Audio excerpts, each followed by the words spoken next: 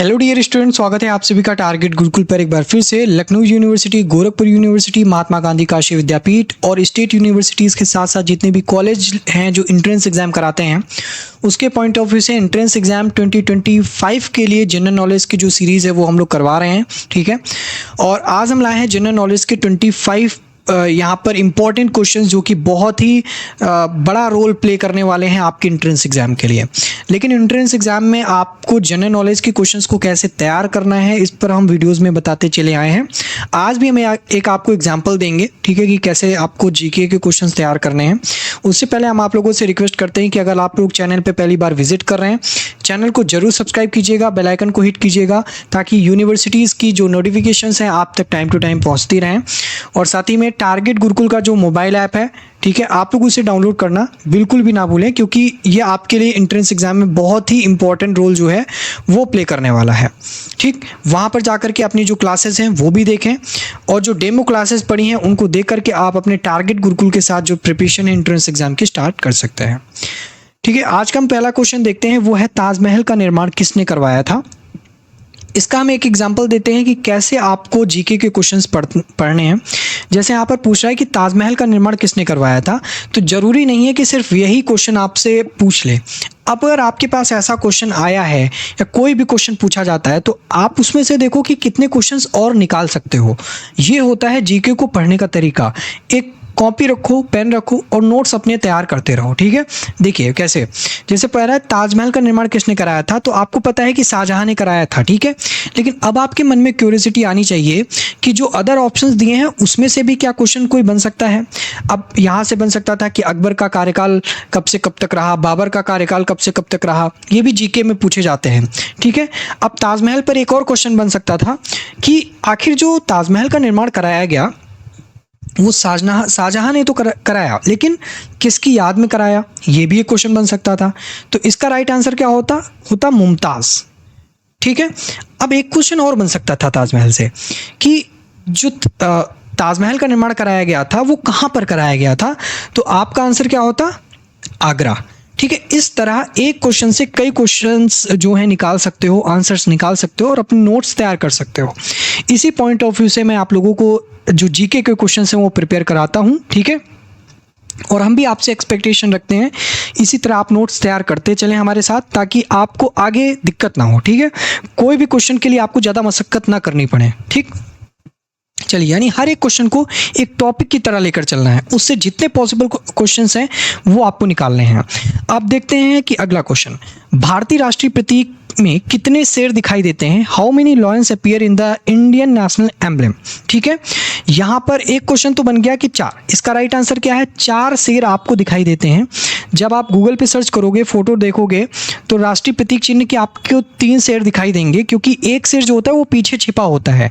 Right, left और सामने वाला तो आपको दिख रहा होता है, लेकिन जो पीछे वाला है वो नहीं दिख रहा होता है। तो ये मत समझना कि 3 ही दिख रहे हैं, नहीं, 4 शेर होते हैं, चारों दिशाओं की तरफ उनके मुंह होते हैं।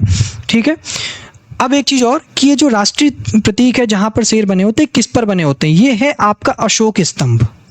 ठीक है, नोट कर लो, एक क्वेश्चन ये बना, अशोक स्तंभ। आपको अशोक स्तंभ पर ये 4 शेर जो है वो दिखेंगे। अब साथ ही साथ ये जो अशोक स्तंभ है ये कहाँ से लिया गया है, ये लिया गया है सारनाथ से, सारनाथ। ठीक है, अब राइटिंग थोड़ा सही नहीं आ रही है लेकिन आप लोग को समझ में आ रहा होगा, अशोक स्तंभ जो है सारनाथ से लिया गया है, ये भी एक क्वेश्चन बन सकता था।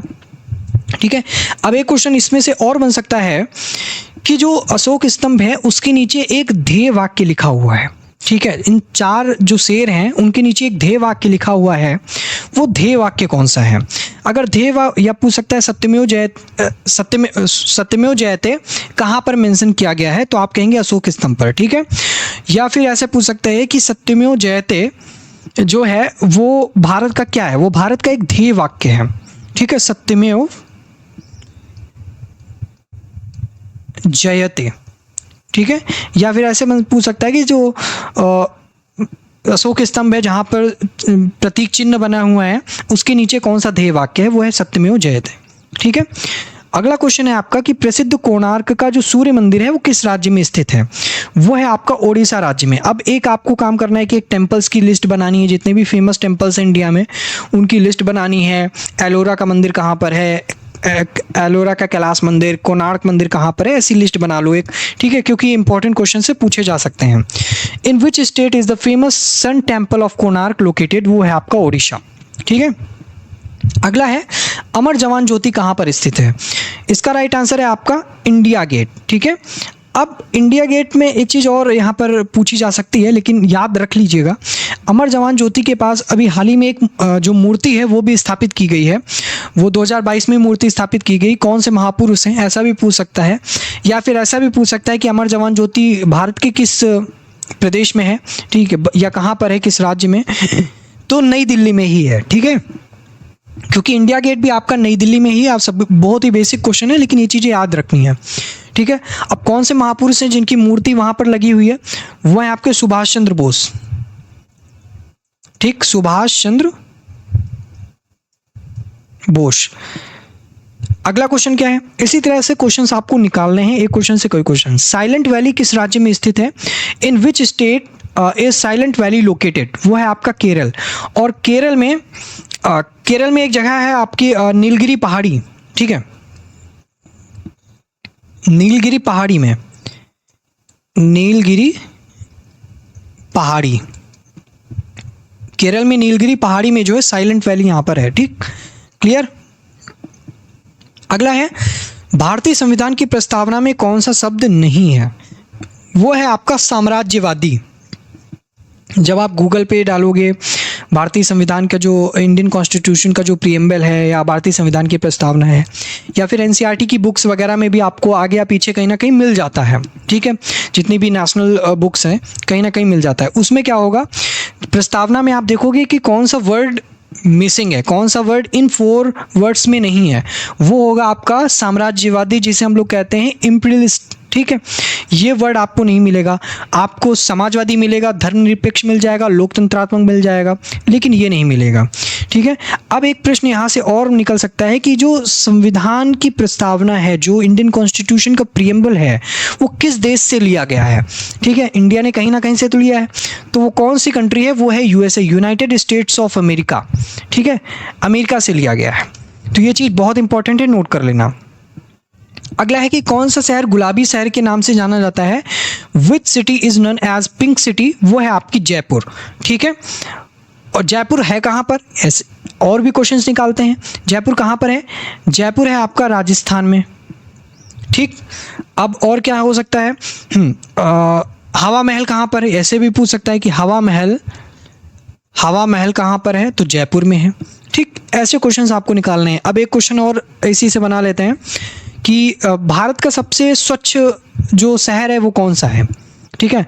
भारत का जो सबसे क्लीन सिटी है वो कौन सा है? वो है आपका इंदौर, ठीक है। इंदौर सबसे स्वच्छ शहर है, साफ सिटी है। फिर है कि भारतीय राष्ट्रीय विज्ञान अकादमी कहाँ पर स्थित है? Where is Indian national science academy located? वो है आपका नई दिल्ली में, ठीक है, बहुत इंपॉर्टेंट, जिसे हम लोग INSA भी कहते हैं। अगला है कि तेंदुलकर समिति का संबंध किससे है? ये इकोनॉमिक्स का क्वेश्चन है। Tendulkar committee is related to गरीबी मापदंड से, ठीक है, पॉवर्टी क्राइटेरिया से ये रिलेट करती है। और एक चीज़ और ये भी पूछ सकता है, क्योंकि एनसीईआरटी का क्वेश्चन है, तो बहुत ही, अब जितनी भी कमिटीज़ हैं उनकी भी आप लोग एक अलग से लिस्ट बना सकते हैं, ठीक है। सारा स्टडी मटेरियल आपको मिल जाएगा टारगेट गुरुकुल पे। अब एक क्वेश्चन और यहाँ से निकलता है, क्योंकि तेंदुलकर समिति में काफ़ी चीज़ें जो हैं, काफ़ी मुद्दे उठाए गए थे। यहाँ पर कैलोरी का जो डिवाइडेशन है वो भी किया गया था, ठीक है। अब कैलोरी का डिवाइडेशन क्या था कि जो विलेज के लिए हैं, जो आपके रूरल एरियाज़ हैं, वहाँ पे जो कैलोरी थी वो थी आपकी 24, ठीक है, 24 कैलोरी पर व्यक्ति यहाँ पर मानी गई थी। फिर उसके बाद था जो अर्बन एरियाज़ थे, अर्बन एरियाज़ की जो कैलोरी मानी गई थी पर व्यक्ति, वो मानी गई थी 21, ठीक है, 21 कैलोरी मानी गई थी। तो ये सारी चीज़ें आपको यहाँ पर याद रखनी है कि जो रूरल एरिया है, गांव का एरिया है, वहाँ पर 24 कैलोरी, और जो अर्बन एरिया है वहाँ पर एक व्यक्ति के लिए 21 कैलोरी यहाँ पर मानी गई है, ठीक है। अगला है कंप्यूटर शब्द का पूरा अर्थ क्या है। ऐसे क्वेश्चन तो बेसिकली नहीं पूछे जाएंगे, लेकिन अपने नॉलेज के लिए यहाँ पर याद रख लीजिए, कर लीजिए कि commonly operated machine particularly use for technical education and research. ये इसका जो है पूरा नाम है कंप्यूटर का। अगला है कि भारतीय स्वतंत्रता संग्राम के दौरान भारत छोड़ो आंदोलन किस वर्ष यहाँ पर शुरू हुआ था। In which year did the quit India movement start during the Indian freedom struggle. वो है आपका ईयर 1942। लेकिन अब यहाँ पर याद रखना है कि ये आंदोलन चलाया किसने था, क्योंकि हिस्ट्री के क्वेश्चंस आपसे पूछे जाते हैं और ज़्यादा, और 30% का यहाँ पर रेशियो रहता है जीके में हिस्ट्री के क्वेश्चंस का। ठीक है, तो एक डेट भी याद कर सकते हैं, यह था आपका 8 अगस्त को।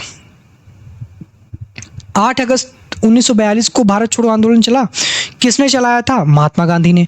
और महात्मा गांधी ऐसे प्रणेता रहे हैं आंदोलन के जहां से आपके काफ़ी क्वेश्चंस बनते हैं। और महात्मा गांधी के जितने भी आंदोलन हैं आपको यहाँ पर याद रखने हैं। ठीक है, महात्मा गांधी, और महात्मा गांधी के बारे में काफ़ी चीज़ें आपको याद रखनी है क्योंकि जीके में वो भी चीज़ें पूछी जाती हैं। ठीक है, अगला है कि कौन सी गैस पौधों द्वारा प्रकाश संश्लेषण, जिसे हम लोग फोटोसिंथेसिस कहते हैं, के लिए उपयोग की जाती है। Which gas is used by plants for photosynthesis. वो है आपकी कार्बन डाइऑक्साइड।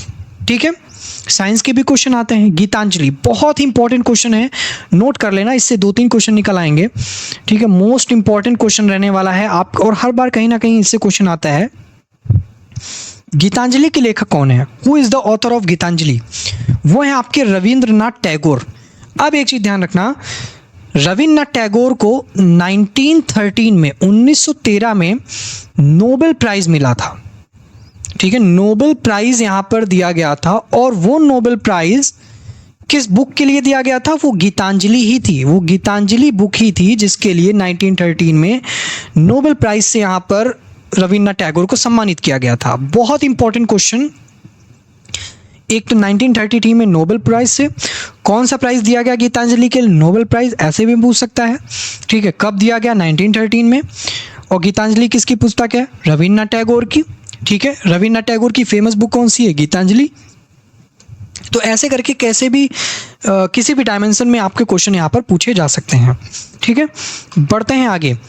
अगला क्वेश्चन है कि भारत का सबसे बड़ा बंदरगाह कौन सा है? Which is the largest port of India? वो है आपका मुंबई पोर्ट।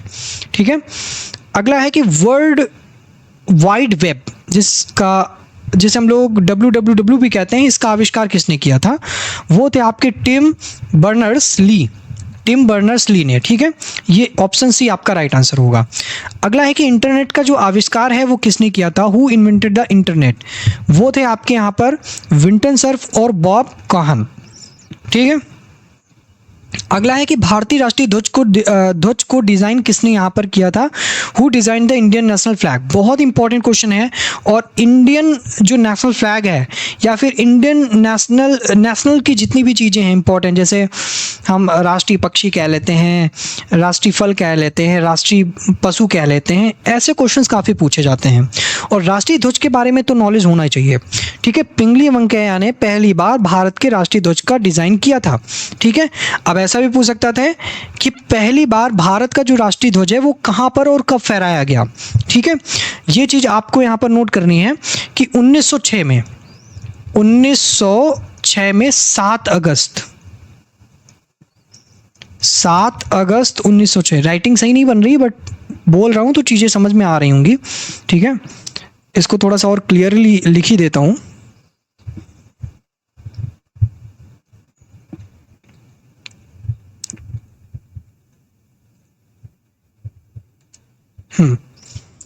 तो डेट थी आपकी 7 अगस्त। ठीक है, 7 अगस्त 1906 को क्या था कि जो झंडा है वो भारत का पहली बार फहराया गया। कहाँ पर? तो कोलकाता के।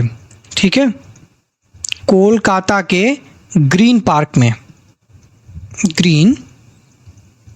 में ये फहराया गया था। ठीक है, बहुत ही इंपॉर्टेंट क्वेश्चन है आपका। ठीक है, और इसमें इसको कहते हैं पारसी बागान स्क्वायर। इसको पारसी बागान स्क्वायर भी कहते हैं, ये भी नोट कर लेना। ठीक है, पेन टैप पे इतनी अच्छी राइटिंग नहीं बनती मेरी। ठीक है, समझ में आ रहा होगा आई होप। वेदों की ओर लौटो नारा ये किसने दिया था? Who give the slogan return to Vedas? GK में जो स्लोगन है वो भी काफ़ी पूछे जाते हैं। उनकी भी एक अलग लिस्ट है, हम आपको प्रोवाइड कराएंगे। सबको टारगेट गुरुकुल मोबाइल ऐप पे अवेलेबल है, अलग से भी एक एक लिस्ट सबकी अवेलेबल है, वहाँ से भी आप तैयारी कर सकते हैं अच्छे से, ठीक है। सो किसने दिया था, वो थे दयानंद सरस्वती। इसमें बच्चे काफ़ी कंफ्यूज होते हैं, दयानंद सरस्वती या स्वामी विवेकानंद, तो दयानंद सरस्वती, ठीक है। अब दयानंद सरस्वती ने एक आर्य समाज, एक समाज है उसकी स्थापना की थी जिसका नाम है आर्य समाज, ठीक है। आर्य समाज की इन्होंने स्थापना की थी, कब की थी ये नोट कर लो, 1875 में, 1875 में आर्य समाज की स्थापना दयानंद सरस्वती ने की, और वेदों की ओर लौटो का नारा यहाँ पर दयानंद सरस्वती ने दिया, ठीक है। अगला है कि ग्रीनविच मीन टाइम जीएमटी किस देश में स्थित है, in which country is Greenwich mean time GMT located, वो है आपका इंग्लैंड, और इंग्लैंड में ही ग्रीनविच जो रेखा है आपकी वो गुजरती है, ग्रीनविच एक शहर भी है। अगला है भारत में सबसे पहले सूर्योदय किस राज्य में होता है, अरुणाचल प्रदेश में होता है। अरुणाचल प्रदेश में सबसे पहले यहाँ पर सूर्योदय देखा जाता है। In which state of India does the sunrise occur first. अगला है कंप्यूटर का पिता किसे कहा जाता है, बहुत ही बेसिक क्वेश्चन है, वो है चार्ल्स बेबेज, ठीक है। नेक्स्ट है नोबेल पुरस्कार किस देश द्वारा प्रदान किया जाता है, इसमें कंफ्यूजन नहीं रखनी है, अमेरिका इसका राइट आंसर नहीं है, इसका राइट आंसर होगा स्वीडन, ठीक है, क्योंकि काफ़ी बच्चे अमेरिका लगा करके आते हैं, लेकिन नहीं, स्वीडन इसका राइट आंसर है।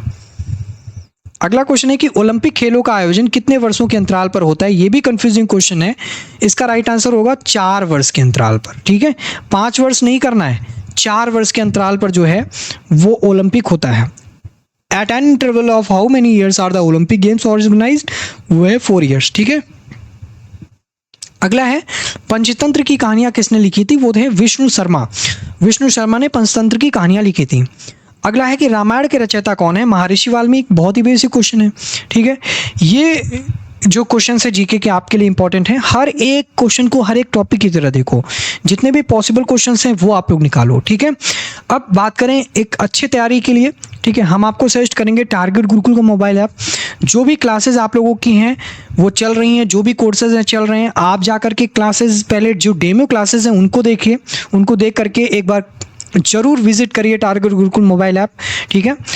और क्योंकि देखिए एंट्रेंस एग्ज़ाम ऐसा है कि अब आप हायर एजुकेशन में आ रहे हैं, और हायर एजुकेशन में एक कोई अच्छी यूनिवर्सिटी आपको चाहिए ही चाहिए, ठीक है। तो मैं आपको सजेस्ट करूँगा कि आप लोग जो पिज़्ज़ा बर्गर वगैरह खाने में लगा देते हैं पैसा, अच्छा है कि अपनी स्टडी में थोड़ा लगा दें। एक बार की बात है, एक बार लगाएंगे तो आपके लिए ही फ़ायदेमंद होगा, ठीक है। जो भी है, जो आप लोग के कोर्सेज हैं आप उनको पहले देखिए, डेमो क्लासेस देखिए, डेमो क्लासेस देख करके कोई डाउट हो रहा है अगर डेमो क्लासेस सही, तो यहाँ पर जो टीचर्स हैं उनसे डाउट क्लियर कीजिए, ठीक है। तब आप रिव्यू करके एक बार कोर्स पर जाइए, ठीक है। तो इसी के साथ इस वीडियो में इतना ही। नेक्स्ट वीडियो में हम आगे के क्वेश्चंस देखेंगे। टारगेट गुरुकुल का मोबाइल ऐप जरूर डाउनलोड कीजिएगा, PDF वगैरह भी आप लोग को वहाँ अवेलेबल हो जाएगा, और क्लासेस को एक बार जो विजिट कर लीजिएगा, ठीक है। स्क्रीन पर जो है आप लोग को दिख रहा होगा, ठीक है, सारी चीज़ें जो भी लिखी हुई हैं ऐप के बारे में, ठीक है। तो आज के लिए फ़िलहाल इतना ही, मिलते हैं नेक्स्ट वीडियो में। Thank you so much.